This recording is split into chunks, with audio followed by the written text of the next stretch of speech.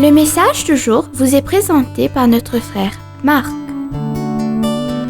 Salut chers bien-aimés de notre Père Céleste. C'est lundi et j'espère que vous avez tous passé un merveilleux week-end avec vos proches. Vendredi dernier, nous avons clôturé la semaine avec Enoch et aujourd'hui nous continuons le message « Vivre dans la foi et marcher avec Dieu en ces temps de difficulté ». Enoch marchait avec Dieu, puis il ne fut plus, car Dieu l'a pris. Genèse chapitre 5 verset 24. Nous savons par Hébreu que ce verset parle de l'enlèvement d'Enoch, du fait qu'il n'a pas vu la mort. Mais cela signifie aussi quelque chose de plus profond. Il n'était pas de ce monde. Dans son esprit et ses sens, Enoch ne faisait pas partie de ce monde méchant. Chaque jour, alors qu'il marchait avec le Seigneur, il devenait moins attaché aux choses d'en bas. Comme Paul, il est mort quotidiennement à cette vie terrestre et il a été emmené en esprit dans un royaume céleste.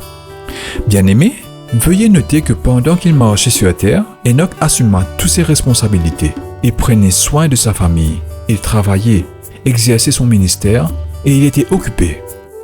Mais il n'était pas lié à la terre. Aucune des exigences de cette vie ne pouvait l'empêcher de marcher avec Dieu. Hébreux chapitre 11 verset 5 dit clairement « Avant l'enlèvement d'Enoch, il avait ce témoignage qu'il était agréable à Dieu. » Bien-aimé, qu'est-ce que Enoch avait pour plaire si tant à Dieu?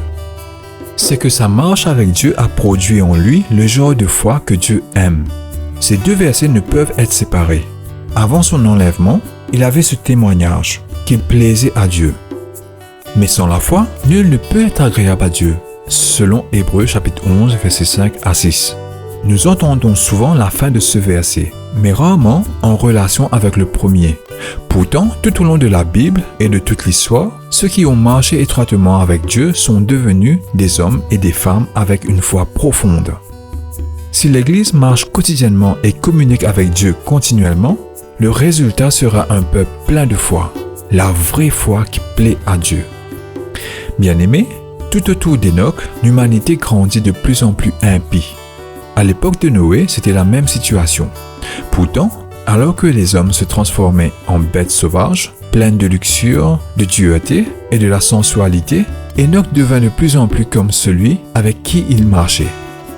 Bien-aimés, nous aussi, alors que nous nous approchons de Dieu dans la foi et dans notre marche avec lui, ayons le même esprit et le même cœur qu'Enoch dans notre monde difficile et pénible dans lequel nous vivons maintenant.